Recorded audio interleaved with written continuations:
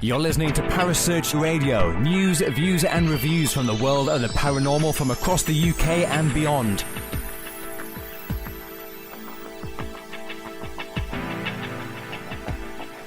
Find us on Facebook, Twitter and the World Wide Web. Parasearch UK Radio.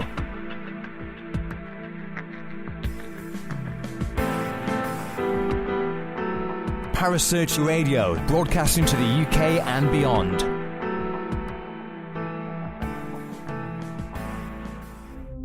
The views and opinions expressed by presenters and guests are their own and do not necessarily reflect the official policy or position of Parasearch Radio or its affiliates and sponsors. Listener discretion is advised.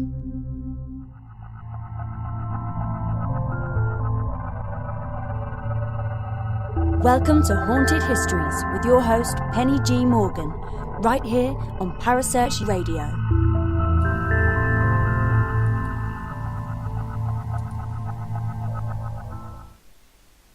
Hello, my little lovelies. How are we? I'm Gary. You're early. You're on time. I'm honoured. I am, Gary. But welcome, everybody. Haunted Histories with your haunted hostess with the mostess, Penny G. Morgan. How are we all? Hope you're all well. Hope all those of you in the UK are just loving this gorgeous weather that we're having. Oh, I'm loving. I even had to buy some more sun cream today. That's how gorgeous it is. That's always a good sign, isn't it? And when the shops have sold out of things like shorts and things like that, you know it's good. You know it is. But yes, it's all good here. It's all good here. So what have we all been up to? Well, I went and investigated the Ragged School in East London at the weekend with my lovely friends at Fright Nights London. It's an interesting place. Apparently the bit that's normally the most active, well, I can confirm, it was, pardon the pun, dead as a dodo. But one of the other rooms, well, I had some stuff going on. I had my necklace flicked. I even had my hair flicked when I wandered off on my own and was leaning over a window. And before anyone asks, I did check for a breeze. There was none. Believe me, the sweat in that place, it must have been uncomfortable when it was full of children in its day. But, fascinating place. And the chap who was managing it, a chap by the name of Richard, absolutely brilliant.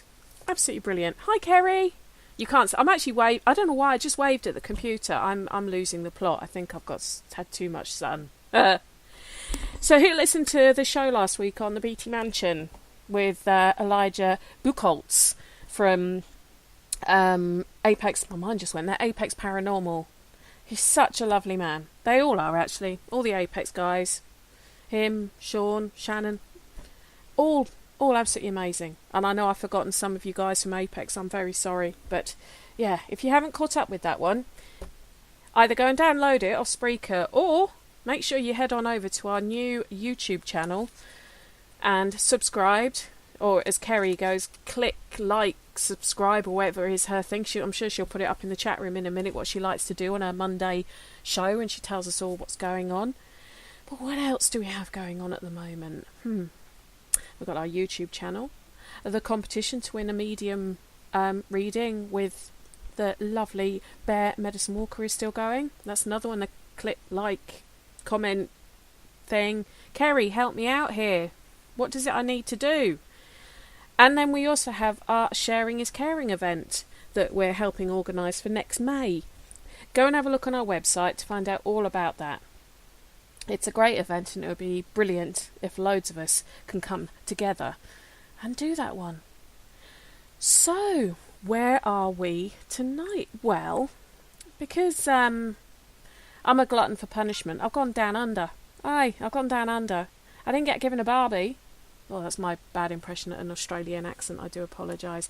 But we talked you'll hear me sort of talk how brilliant he is in the set, but you've met him before, the wonderful Mr. William Tabone of the Australian Paranormal Society. One of my lovely, lovely Aussie friends who comes on the show.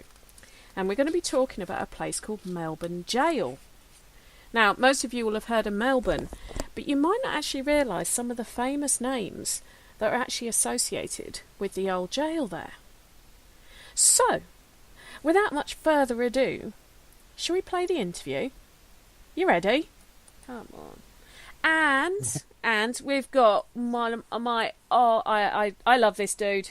I love this dude. I love talking to this dude. We've actually been talking for over an hour before we started recording this show because, we miss each other. We miss each other when we've not been talking. Isn't that right, Bill? We do, mate. We do. It's always too long between conversations. It is, isn't it? If you don't recognise those dulcet Australian tones, it's Mr. William Tabone of the Australian Paranormal Society. He's back. Thank you, Penny. You're welcome, my love. You're welcome. And we're talking about the old Melbourne Gaol, which you may just think it's just a jail. It's just in Melbourne. But, there is so much more to it than that. There are some quite, I'd say, infamous names associated with this building. Would that be a correct thing to say? Very true, mate. Very true. From the jail, I mean, it housed everyone from, just the petty offenders, just your thieves and things like that, right through to serial killers. And, and bushrangers and a whole range of wonderful people. Yeah, definitely, definitely. Men, and it was men and women too. So right. There was, so interesting stuff. But it didn't just house these people, did it? It actually executed people on the premises. Oh, for sure. There was actually 135 executions in the prison. So they were housed. They were, as I said, for minor things and for major things, and and there were a lot of executions take place at that place. Yeah. Now, the prison itself was built in 1845, or the first sort of. Basic, almost the foundations of it were 1845. And it really started to sort of develop in its use, shall we say, from about 1851 because of the gold rushes in Australia. For sure. Well, the population of Melbourne and the surrounds jumped hugely. And it was just crazy. There was the amount of people that actually come through to Melbourne for the gold rush was extraordinary, extraordinary. And, a lot of people didn't make it on the fields. So some went into other areas, shopkeeping, whatever, farming, but some turned to crime and, they ended up in one of our institutions. Yeah.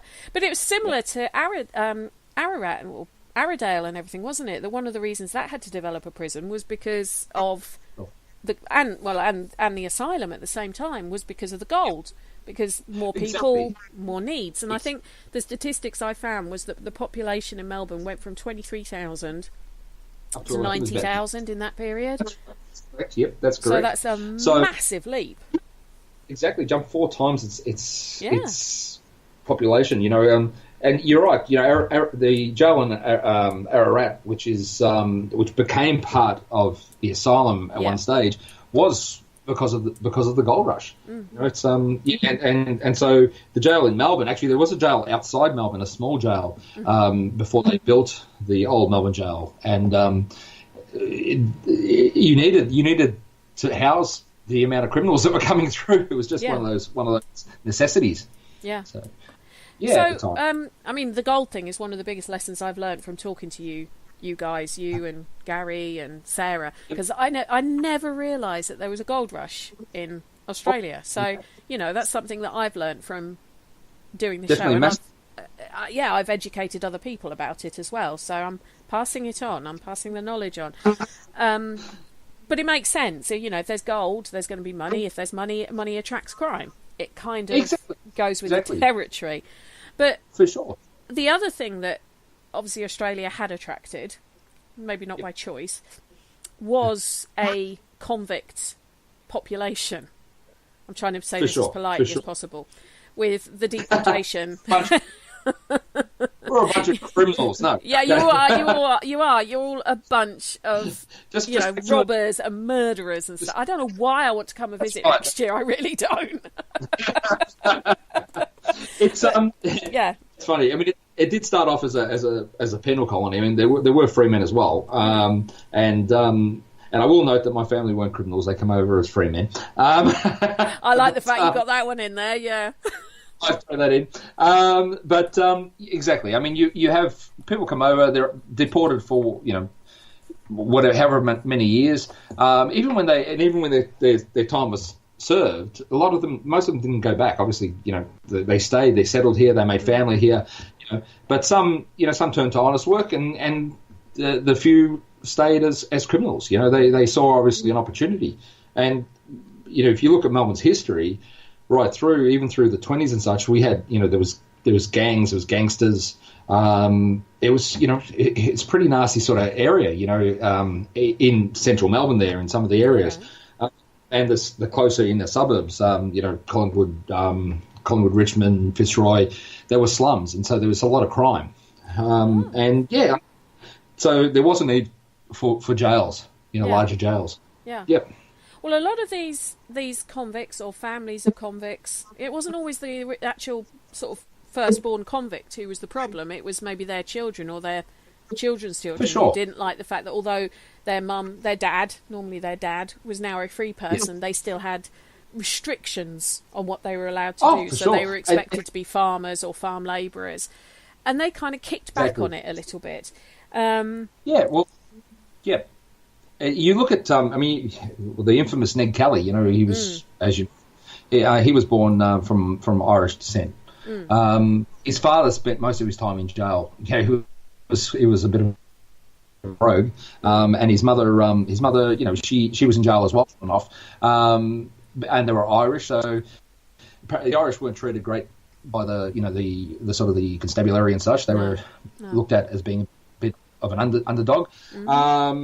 A bit untrustworthy and such for whatever reason. Not that I agree, they always have, though. Funny enough, you look at any of the Irish history, a lot of the Irish who escaped Ireland during the potato famines and went to America or went to England, and they've always been treated as a bit stupid or a bit mischievous, shall we say, or... Yeah, it's not just in us; it's everywhere. I don't know why, because I know lots of awesome Irish people. So yeah, it's not just it, but sure. Yeah, they would have been treated as the lower end of almost the convict scale. Exactly, and unfortunately, they were treated pretty badly. So some of those guys sort of went a bit off the rails and decided to take on the institution, of the lawmakers. So, yeah. Well, we mentioned Ned Kelly. Ned Kelly is probably... We're going to talk about Ned Kelly in a minute because he's got links to Melbourne. Definitely, yes. Yeah. But there was quite a lot of what they're known as bushrangers. Now, this again has been a bit of a learning curve for me because I didn't even know what a bushranger was, or a bush fairy, as my husband keeps thinking they're called, which might be a completely different thing. I always thought bushrangers were people who basically went out into the bush and looked after the bush. But they weren't. Bushrangers were actually probably were closely linked to the character I talked about in last week's show when I talked about Beatty Mansion, Jesse James. They were outlaws. They were highwaymen, although they didn't necessarily rob stagecoaches, but they were highwaymen. They were outlaws. They were robbers who, in effect, hid in the less populated areas normally. Well, the Australian bush, you can disappear into it, especially back then. You could disappear into it and never be found. It's dense. It's huge. It's there's when you go trekking out there, you could walk for days and not see another person. So that's how sort of unpopulated it was. Yeah, so they would hide out, come out, rob banks, rob farms, rob stagecoaches, and do all sorts of nasty things. Yeah, not very nice. The interesting thing about them that I found quite interesting is a lot of them were expert horsemen, and exactly, they used to steal racehorses because they knew the racehorses could outrun the police horses. Yep. They were fast, exactly. Yeah. We have a big up in the high country, which is up in the mountains there. Mm-hmm. The horsemen up there are fantastic. I mean, out in the the farms and things, horses were everything. You could get from one place to another, and they become from young children. They learn to ride. That carried over even into World War One with the light horsemen. The charge of Beersheba and such like that. These were expert horsemen that come from the country. You know what I mean? This is what they did. So the bushrangers were no doubt expert horsemen, and they used that to their advantage. So yeah. But some of them had amazing names. I mean, I've just read a book called Australian Bushrangers by Bill Scott, and you had, I mean, some of the ones, excuse me, that he mentions is William Westwood, who's known as Jackie, and he was only, so I'm just looking at the age here, he was quite young. He was quite young when he was, whether he was executed or he died. No, he was executed in 1846. Then you've got people like Frank Gardner, who, and this isn't me being racist or anything, was known as the Darkie. That was what he was known as. You've got James Macpherson, who's known as the Wild Scotsman. And then two of my favourite ones, Frederick Ward, who was known as Captain Thunderbolt. I love that one. And Andrew George Scott, who was known as Captain Moonlight. Yeah, I love those ones. I love their names. And some of them were actually seen as being quite gentlemanly as well. They would never hurt. They were very strict sort of code of conduct as to who they would hurt, if they would hurt people. Some of them didn't actually ever want to kill anyone. It was just robbery and that sort of thing. Some were like that. There was nasty ones as well. There was one. One of my favourites is Mad Dog Morgan. And William John Owen. Ben Hall. Yeah, I'm going to mention Ben Hall because there's a story about Ben Hall which I absolutely love. But so why do you like Mad Dan Morgan? Exactly. Well, I actually, I remember doing at school. I'd done an assignment on him, and it's sort of stuck in my head. So he's always been a bit of a favourite. You know what I mean? And I think the name's pretty cool. So Mad Dog. It just struck a chord with me as a child. Okay. Yeah. Yeah, it stuck with me. But the stories of these guys, I think a lot of them are romanticised a bit. And, in Australia, we have a tendency to glorify these guys, Basically, for me, a lot of them, when you look at it, they were criminals, right? But Australia always has this thing about, standing up against the big fella, the head, the government or whatever, and I think that might be, that's obviously because there's so many people being brought over here, like the Irish fighting against the English, that sort of, that sort of thing, Scots, whatever, maybe that's where it's come from. But they are they're held in high esteem. They're held as heroes. Yeah. Yeah. Well, we'll come on to that with Ned Kelly because he definitely is. But I mean, you mentioned Mad Morgan. Well, he did actually. He was a Melbourne sort of based, wasn't he? That he was. Yes. I think he was held in Pentridge Jail a couple of times. But he, to me, he was actually a nut job. He was a psychopath. I mean, there's one story that a squatter had given information on him to the police, and so Morgan strapped him to his stockyard fence, then set fire to his shearing and wool sheds, and basically nearly roasted the man alive, just for giving information on him. And you sort of think that's quite harsh.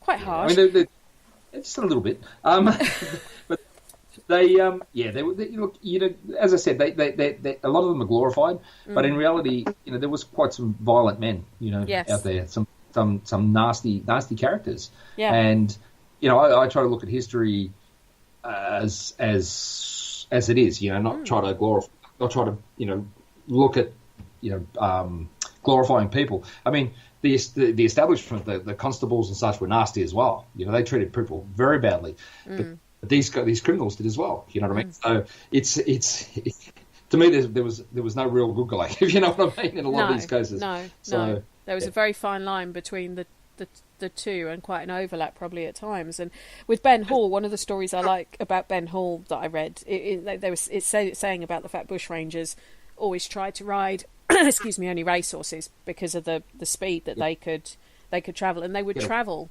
hundreds of kilometres to steal good horses. And this story, I'm going to read it from the book rather than paraphrase it, but it says, in September 1843, Gilbert and O'Mealy had gone to a station and rounded up all the horses, which they examined in leisurely fashion, selecting the few best bred ones among them. A stockman had then galloped up and asked them what they were doing. Gilbert told him that they were police and had orders from Her Majesty the Queen to take any horses that they needed, and the stockman helped them to round the horses up, yard them, and then selected the two best for them, which they then rode off with. Yes, it's theft and everything else, but you've got to appreciate the chutzpah of doing that. I mean, that's pretty clever con work, making someone believe you're a copper. Exactly, and the thing is with these stations, they're out in the middle of nowhere. So and there wasn't telephones. They couldn't just ring up and check. You know what I mean? So yeah, no, and some of these guys had some guts to do what they do. I tell you, straight. But what was interesting is what it actually says is that the bush rangers kind of ended when they couldn't travel faster than the police, and with the invent of the things like the telegram, so messages could get to the next place before they reached it, so people were waiting for them. But probably the most famous, as we mentioned, is Ned Kelly, or the Kelly Gang. Yeah. Yes. And you said about the fact Ned's dad was an Irish convict who was transported to Australia as part of the original sort of transportation. Yeah. Ned himself was born in December 1854, and his kind of I don't know whether he was anti-establishment from birth, or was it possibly seeing his mum imprisoned for a fracas when she still had a baby. She still had a babe at arms, and she was imprisoned for a fracas in their farmhouse. He was treated pretty bad. I mean, they were treated pretty badly. I think the Kellys had a bit of a reputation, and the police used to give them quite a hard time. You know what I mean? He was a good lad. He saved the boy from drowning, and he actually won an award for that. A sash. They used to give sashes. Mm-hmm. So he was quite a, from what I understand, he was quite a, as a young lad, he was quite good. But as they grow up, they see these things, as you said, and that changes people's perceptions. Mm. There's he's a folk hero to a lot of people, and he legendary in the way that he stood up against the police, etc. But there was things he did that I can't agree with.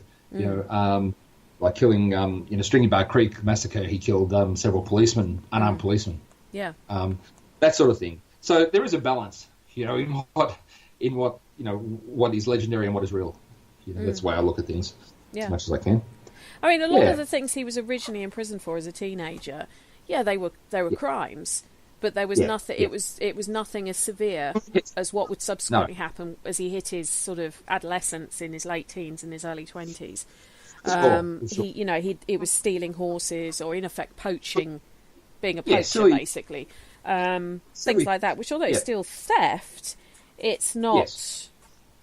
And in fact, he actually got a 6-month remission of his sentence for good behaviour in one time. So he obviously wasn't a bad man originally, and it is interesting to wonder what turned him. Well, as you said, the way his mother was treated, the way he saw his people treated. As far as I can ascertain, he was quite an intelligent man. Actually, he was a bit of a thinker, and he's obviously he'd seen a lot through his young life that made him the way he sort of headed him where he ended up. As a bushranger. Yeah. He had a gang with his brother, and they robbed and took what they needed, robbed houses, stations, and things like that. And did what he did. You know what I mean? He made a name for himself. Yeah. And he was quite loved by the poorer people there. Yeah. He had a lot of sympathisers. He had a lot of people who were prepared to shelter him or sort of distract the police so that they couldn't catch up with him. Very similar to Jesse James. Jesse James had exactly the same thing over in Missouri, in America. Exactly. And Jesse James also tried to perpetuate the image that he was more of a Robin Hood type character, exactly the same as Kelly was purported to be. He was portrayed as... Yeah, exactly. People spoke about him as if he was a Robin Hood character, and Jesse James in itself is a great story, But Ned Kelly, he was a bit of a legend. He was a lot of the people he robbed. He was polite to the women. He was that sort of thing. He wasn't nasty like that. You know what I mean? As you said, he had a lot of sympathisers. That did help him or help him out. So, it's very similar to Jesse James. There was a definite parallel between the two, and I mean, I agree with you that I think he was a very intelligent man, because he managed to evade the police for quite a long time and commit his crimes. I can't condone the murders, whether it was police or not that he was killing. I can't condone that, because some of them were quite cold-hearted and in cold blood. Definitely. Some of the killings he did. His brother Dan, I think, was as bloodthirsty, if not more, in my view. From the accounts I've been reading. I might be wrong. No. I think you're right. He was pretty a bit of a nasty character, but I think he followed his brother. Ned was the ringleader. Ned was the man in charge. Definitely. So in November 1880, the Kelly gang, accompanied by some others, cohorts, shall we say, were in Glen Rowan, I believe. That's actually June 1980. Oh, was that June 1980? Right. June, 1880. Sorry. Yeah. 1980, sorry. In Glen Rowan, it was a hotel, and they were basically surrounded by the police there. They were trapped. Yeah. But you know the story about the bulletproof armor that he made himself. Yeah. They made armor out of plow blades. Yeah. And helmet, breastplates, shoulders, arms, etc. Yeah. And they went out and they had a gunfight with the police. Mm-hmm.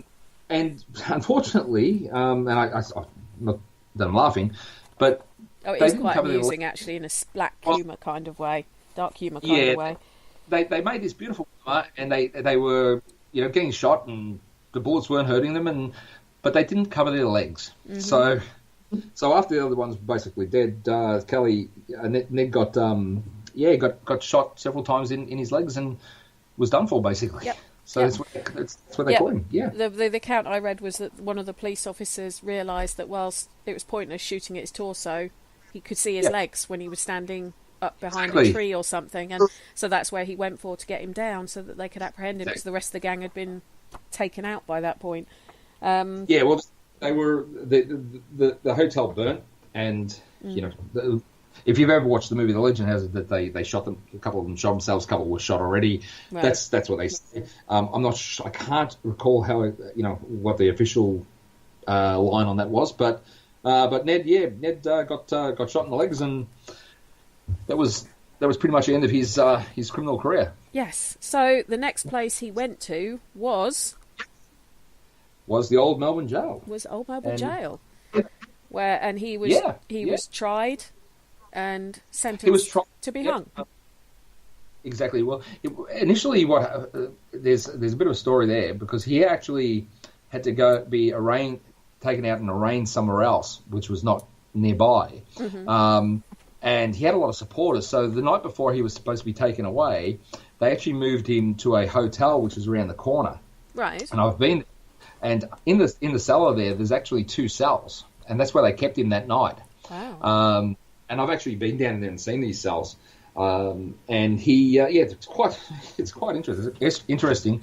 And so all the people outside were thinking he was waiting for him to come out, and they'd taken him to where he had to be, without anyone knowing. So that got done. Then he's brought back and sent to trial, and unfortunately, he was sentenced to hang.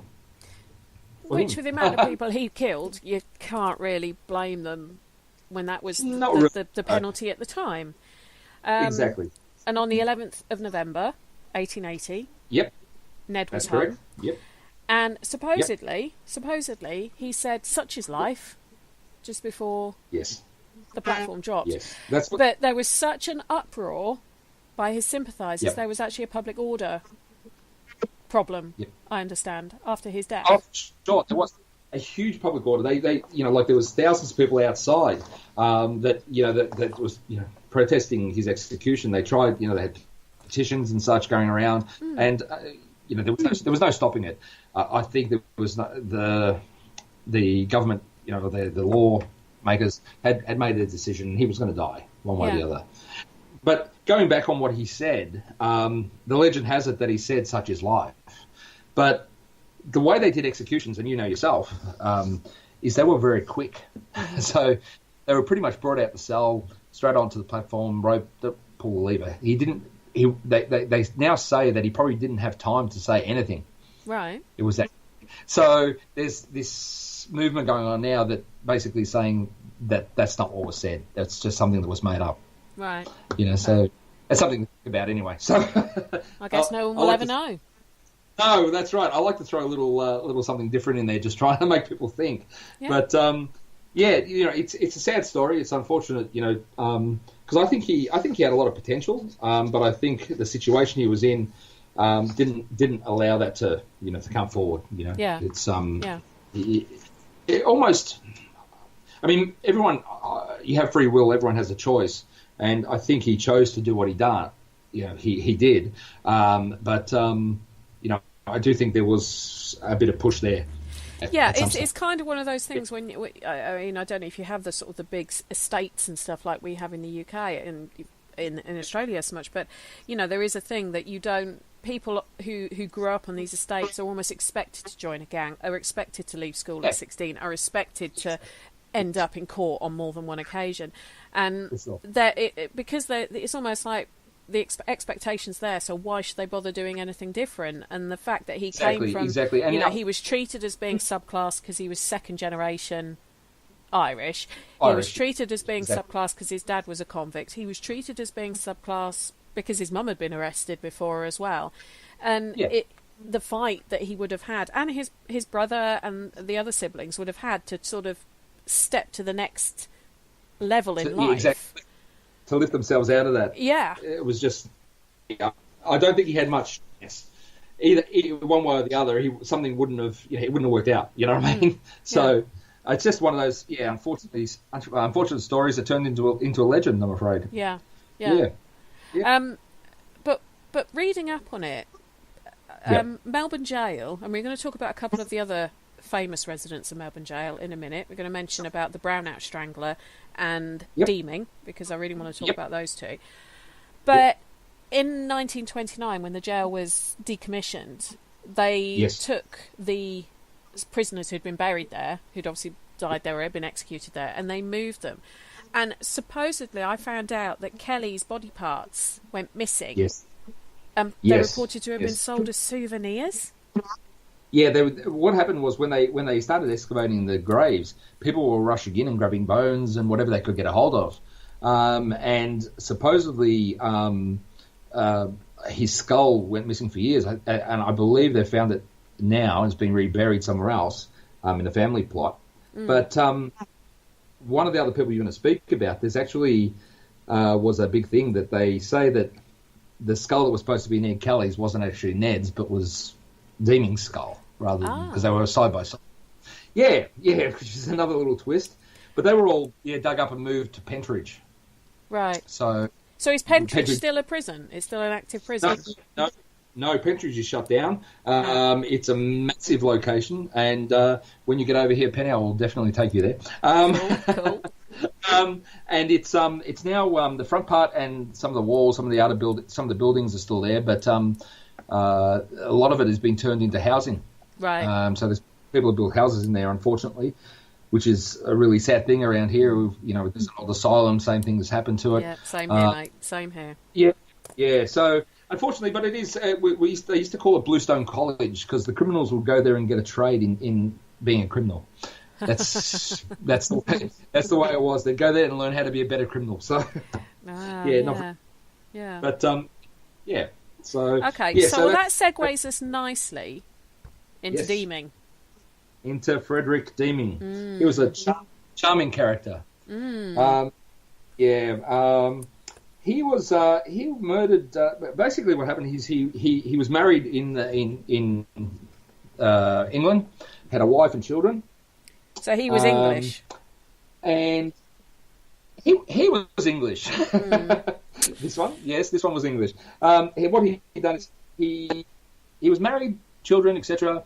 He had met someone else, so instead of divorcing, he killed his wife and children and buried them under the fireplace or under the hearth, and went with his new wife to Australia, where there's a whole in-between stories about him being a sailor and in different places. Yeah. And there's a little, but the general gist of the story is killed his wife and children in England, went to, I think it was in Leicester, if I remember correctly, or somewhere there. I can never. Well, he was, according to the notes I've got, he was born, and I love this place name, Ashby de la Zouche in Leicestershire. Zouche in Leicester. Yeah, Ashby de la Zouche in Leicestershire. Come off, if you can't pronounce that, knowing some of the Aussie names that you have over there that I just look at and go, that's just G's and R's and A's, really. Yeah, Ashby de la Zouche. Ashby de la Zouche. Ashby de la Zouche. Yeah. De la Zouche. There you go. It sounds French. It sounds French to me. It does sound very, very French. I always chuckle whenever I see the signs for it if I'm driving around. There's a few places over here that I can't help but laugh whenever I see them. I can imagine. But that's where he was from. Ashby de la Zouche. That's where he was from. Sorry, that's where he was from. Basically he married over there. He had a wife and children, which he proceeded to kill because he met someone else. Come to Australia with that wife. Don't think he had children with that lady, if I remember, and I can't remember off the top of my head. But he decided to kill her. So he killed her. I think it was Christmas Eve that he murdered her in just in a suburb of Melbourne. Mm-hmm. Buried her under the fireplace. Now, then he decided to take off to. He hung around for a bit, sold her clothes, had an auction, defrauded a jeweler in the matter of time just after he killed his wife, and then he went to Western Australia. Mm-hmm. Now, afterwards, around March, I think it was, a couple of months afterwards, the owner of the house or the tenants that were in there started getting a strange smell. So they called the police, and they come and dug up where they thought the smell was coming from, and found the wife that he'd killed. Right. And so, working out who he was, because he had a few different names, they actually sent back to England and got them to check where he used to live, and that's when they found his wife and children under the fireplace. And he's over in WA, Western Australia, mm-hmm. courting someone else, and that's when they caught him and brought him back to Melbourne. So that's a very general story, but there's a whole lot of different segues in there where he was in, Cape Town and all sorts of things. Yeah. That's the story of his murders that are attributed to him. Yeah. Brought him back to Melbourne for trial, but there is a little interesting twist on that in saying that that he was said to be Jack the Ripper, mm-hmm. which is a really interesting sort of twist. Now there's two sides to that story. One side, some research says that he was around Whitechapel at the time of the killings, but other research says that he was nowhere near there, mm-hmm. and the only thing that really they had in common was that he slit his wife's throats. So, charming fellow. Yeah. So he ended up getting executed at the old Melbourne Jail. Was he in prison there as well before the execution? Yes, he was in prison. You can actually go and visit his cell, and you can see his death mask while he was there as well. So do you think he could have been the Ripper? Because I'll tell you what I think in a minute. Okay, I don't. Simply, when you start looking into the story a bit more, I can't see that he was in that area at the time. No. For one.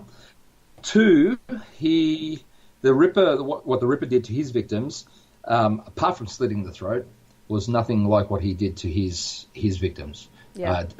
His victims. So in my eyes, if there was a if it was him, I think he might have done a little bit more mutilation.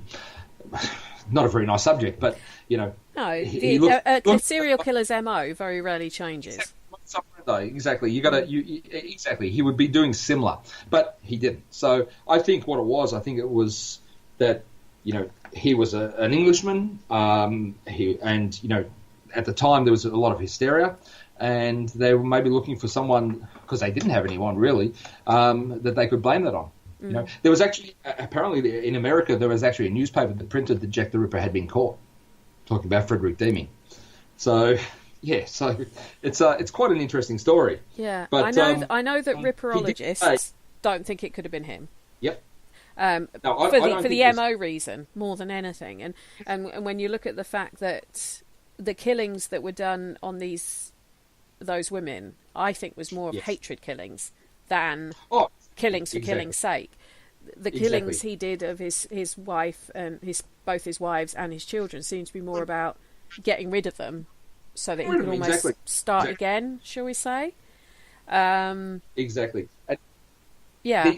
One of the things he apparently did say to his cell, his fellow prisoners, was that he was Jack the Ripper.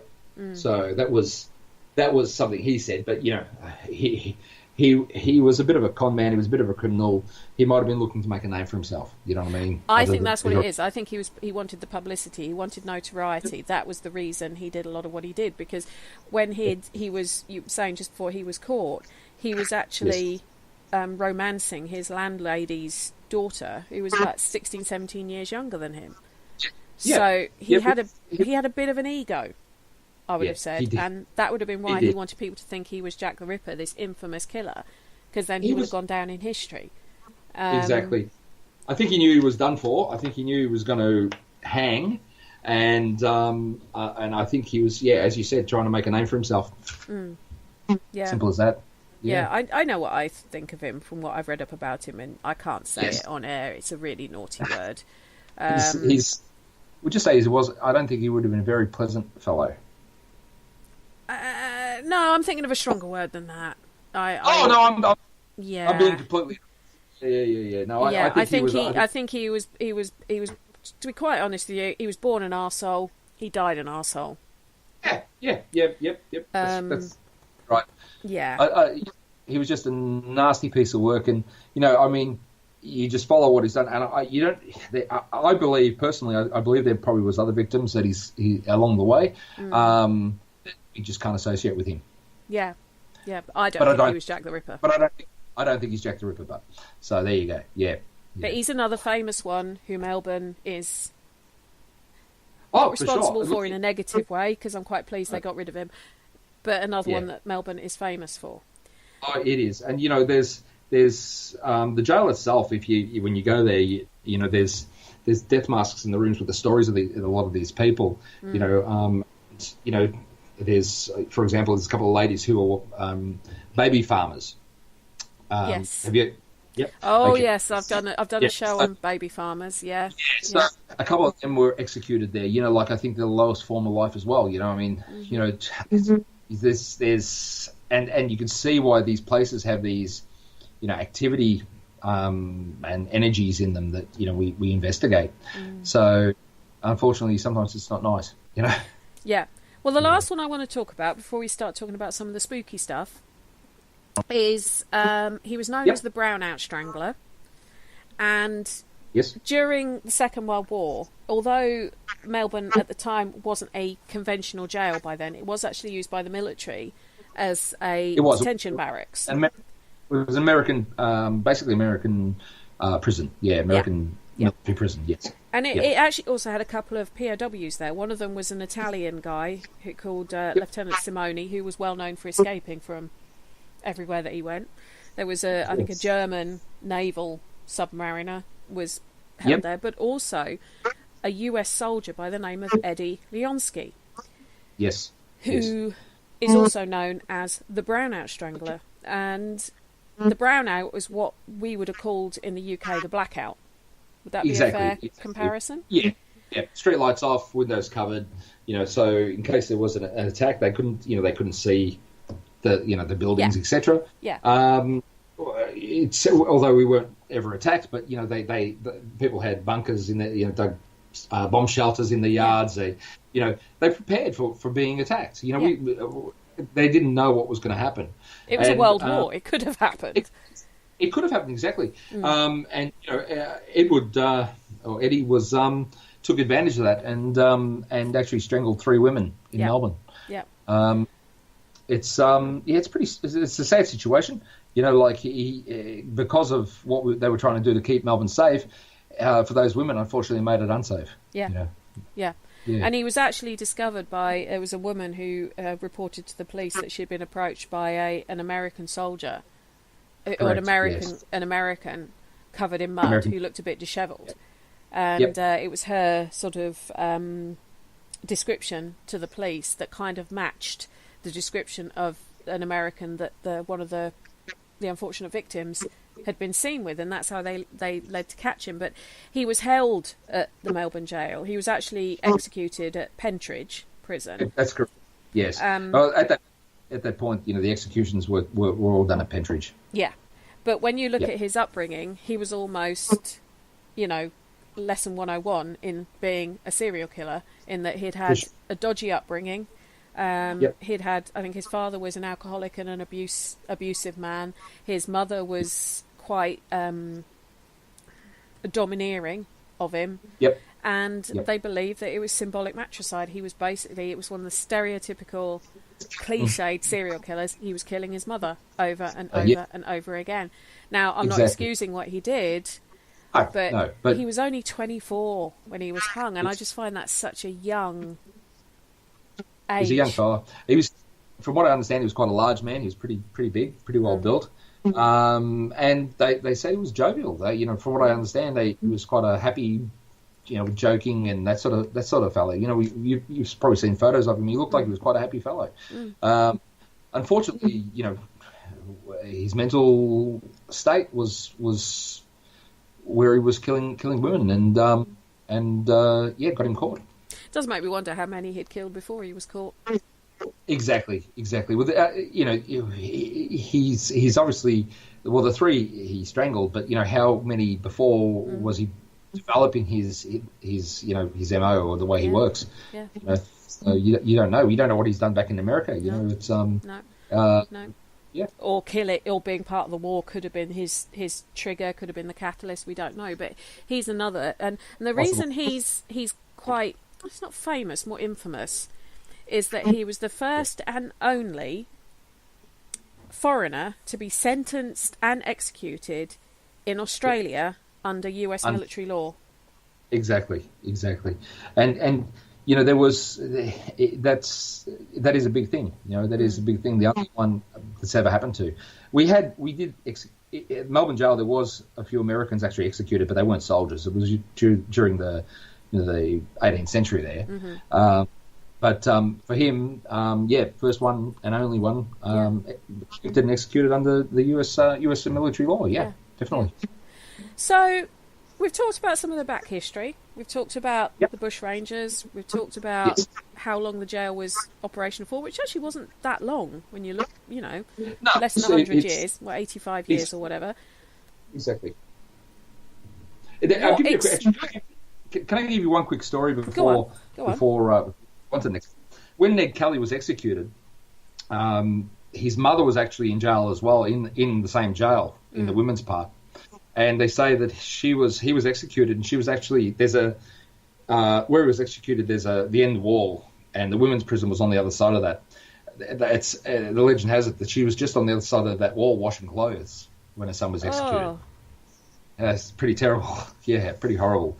Oh. So if you get to the jail, you can, they still got the gallows there, etc. Yeah, it's pretty nasty. What do you mean if I get to the jail? I thought we're going to the jail. No, I'm not talking about you. I'm talking to anyone.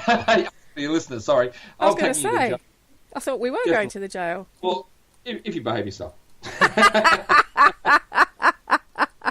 If I buy you a bottle of whiskey, is that what it is, Bill? Oh, no. You sound like I'm an alcoholic. I didn't say you were going to drink it all in one go. Oh, sorry. I thought it was a challenge. No, Only joking. Does it matter? Does it matter if people think we're joking or not? When you get there, you'll have a look at it, and you can I can tell you exactly where the women's part was, and you'll see how close it was. It's pretty horrible. So, So you investigated this place a few times. Yeah, I've been there twice. Once was on a public investigation. The last one, the one before that was an investigation, and that was quite a few years ago now, probably 10, 12 years ago now. But because it's a very hard place to get into, National Trust is really hard to work with. The first one we had some interesting experiences. We actually captured. I captured a photo of it's really strange. It's actually a human body, but I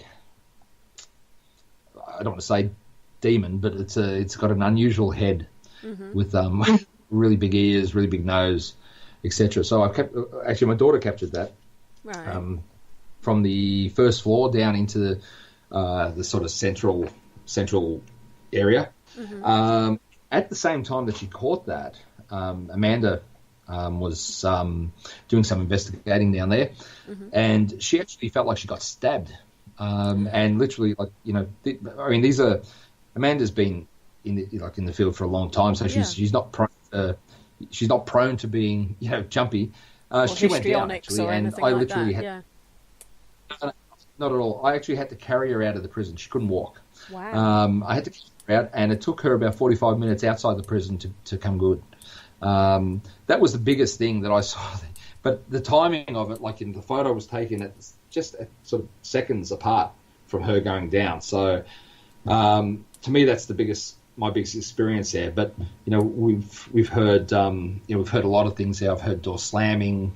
You hear voices. I was speaking to a couple of the guides that work there, and an older gentleman, and he was explaining that in their tea room, he's stood there and watched the kettle come off the bench and float across the room. And come down, and he was a sort of old. He said it's straight faced. He wasn't. He said it was his exact words was basically, it was a very strange event. So what he said. So I thought that was quite good. But people have felt a lot there. Lots of footsteps, lots of voices. And as I said, it's really hard to get in there and investigate. So I was lucky enough to do that. But even on the public investigation, we were in there earlier, and Mandy was again there. She was walking around, and she's a sensitive, so she's gone up to the first floor. She was heading to the top level, and she goes, "Now something told me not to go up there. I felt something stopping me." So I think maybe her guides or something were telling her not to go up there. But there's definitely something a little bit dark in there. So do you know if when it was operational, if different floors had different degrees of security? Does that different?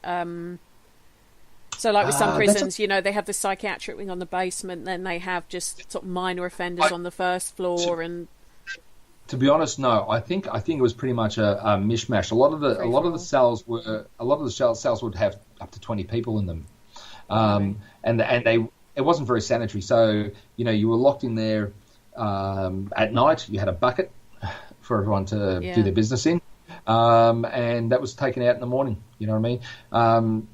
Whether it was summer, winter, and Melbourne summers are quite hot, so you can imagine what it would be like. It would have been hell. Winters would be cold. So it's a bit of a mishmash. There are single cells for the more, the more dangerous prisoners. So Deeming had a cell on his own. Some of the sort of nastier characters did have. Ned, was he housed on his own? Yeah, he was housed on his own, and you can actually see. Well, the execution cell is where he was taken out when he was hung. Right. So death row, basically. Death row, basically. Yeah, they had a cell there, so the priest, they do all their stuff, and as you know, their executions they had it down to a fine art, so they'd be out, pinioned, strapped, and drop. Yeah. It was very, very quick. Yeah, no emotion. No emotion, no. So right. when you were there, I mean, you know as well as I do, you don't always have to go somewhere at night on a proper investigation to pick up on stuff, you know, especially if you've got a sensitive with you or something else. They can be... did Mandy feel anything around the death row side of it, or was that sort of quite... Was that on the first investigation? Anytime, yeah. Oh, no, I found, to be honest... I really didn't feel a lot around them, and I don't think Mandy did as well. At the actual gallows, but I found that she picked up more in some of the cells. So a few of the cells were quite heavy. Even other people that were there on other investigations, or during the public investigations, were picking up more in sort of certain cells that weren't to do with the death cells or the execution area. Yeah. So I think. For me, there's this whole thing about Ned being haunting there. I don't think Ned haunts there. I don't think he's there. I think there are other things there, other spirits that maybe spend a lot of time there. That maybe even passed, because not everyone died being executed. Some died of sickness. Yeah. So I think that's more likely what's around. People that have what's the word, invested time there. You know what I mean? Ned's capture and execution was quite quick, really. And Ned, even though he was a murderer, and I'm not romanticising him at all, when you read up on him, and I've read different accounts, not just one account, I wouldn't have said he was evil. I wouldn't have said he was like Deeming or even Leonsky. He wasn't a killer. He killed for a purpose, not because his brain was telling him he had to. Does that make sense? No, he wasn't doing it. He wasn't doing it. He didn't kill. Those two killed women and children. He didn't. He killed coppers, policemen, basically, who were trying to kill him. So, not saying it's right, but he kind of didn't have that same level of evilness. He was nasty, but not evil. As I said, he was quite educated. I think he was quite not educated. I think he was quite intelligent, and I think I believe he thought he was doing standing up against oppression. Yeah. I believe that's what he believed. I believe that's what a lot of people believe. Yeah. And I think the killings really, as I said, the Stringy Bark Creek massacre, where policemen were killed unarmed, that was not right. But in general, he was not an evil man. You know what I mean? And that's the story anyway, that they were unarmed. Even with the media these days, things get twisted. Take everything with salt. You know what I mean? But I don't think he was an evil man. I don't think he was, a cold-blooded killer. I think he was. Trying to change the establishment or stand up against the establishment. And the only way he knew how was by becoming something nasty, something bad. Yeah. I would have said that, spirit wise, it's gonna be your Deemings and stuff like that who are more likely to loiter to try and wreak havoc, because someone like Deeming, you read him as being such a narcissistic psychopath that it wouldn't surprise me if he's hanging around attacking. Of course. Exactly. And people have been scratched, people have been had things done to them. I find in prisons, because there's a few prisons we've worked in, that the women tend to, a lot of time it's not so much nasty, but it's like, the women will get pinched on the bum. Yeah. That sort of thing, you know what I mean? But in that place, there are some that I've felt, or, and I'm not a sensitive, but, you do get that sort of sixth sense that are threatening, a little bit nasty. Yeah. And it's a great place. It's if anyone gets to Melbourne, I go and have a look. It's just worth having a look. It's a great old building. So would you say it's a dangerous place to ghost hunt, or would you say it's just one of those places you've got to go in and beware that there might be quite nasty energies buzzing around? Yeah, I think anywhere you go, you need to be careful. I mean, I work up at the Arrowdale Asylum, as you know, and there's nasty things there as well, But I think anywhere you go, there could be spirits that, whether it's through their they're stuck there. They're still in in some sort of their old way of thinking. That they might be a bit inclined to try to do you harm. But I think that can happen anywhere. I've been in houses where we've had bad things happen. You know what I mean? And not even old houses. So I think a spirit's intention is what the danger is, not the location. Yeah. Yeah. I look forward to seeing it next year. I look forward to showing you. Well, thank you so much for that sort of... I do love talking to you, Bill, because we do have such an interesting, diverse conversation. We do. We have a great conversation. We do, don't we? So what have you guys got going on at the moment? All right. Well, we've just established a new tour or investigation tour down at Coal Creek, which is an old coal mining area, and they've basically moved buildings from around the area, old buildings, in to create a village. And these buildings do have a lot of energy attached to them. So what we do is we go in there, we do we get the guides there to do a ghost tour first. So people go out, they hear all the stories, they come back in, have a cup of tea, a bit of biscuit, whatever. Then we take them out on an investigation. So we go out and we use all the equipment, try different experiments, get the people involved. So that's the new one we've got going on at the moment. Awesome. We also are, we're also establishing a YouTube channel called Worlds Beyond TV, right, or television. So if you get a chance, or you head on there and give it a subscribe, because we launch on the 6th of July. Yeah. And we have some really interesting segments. And I think people, we're trying to make people think, and we're trying to do something a little bit different than just the ghost hunting that you see on a lot of the shows. So, give something, a bit of food for thought, getting people to think outside the box. Awesome. We've still got Aradale, and working on a few other things that we'll hopefully be able to announce in the future. So brilliant. Yeah. Well, we'll make sure we obviously we've got our YouTube channel as well, but we'll make sure we share the new YouTube. I think I've shared it a few times on the Parasearch page, but I'll keep sharing, because I know who your first guest is going to be, and it's quite an interesting one. I'm saying that sort of playing it down how interesting it is. It's a very interesting one. He's definitely. Yeah, but we'll keep that one quiet for now. But that's going to be an interesting one. So we'll make sure we share that for you. Anyone who wants to sort of get in touch with Bill, it's the Australian Paranormal Society. You go and find it on Facebook and drop them a line. We'll probably even put the link up to that whilst the show's playing out as well, just to make it easier for you all. But thank you so much for your time today, Thank you, dear Bill. Penny. Really appreciate it.